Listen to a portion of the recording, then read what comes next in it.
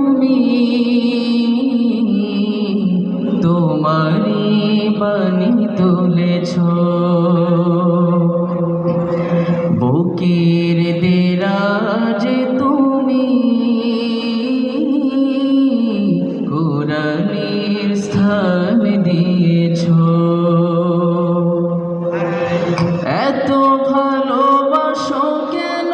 মালিক আমায় কি করে শুকর তার করি আদায় এত ভালোবাসো কেন মালিক আমায় এত ভালোবাসো কেন মালিক আমায়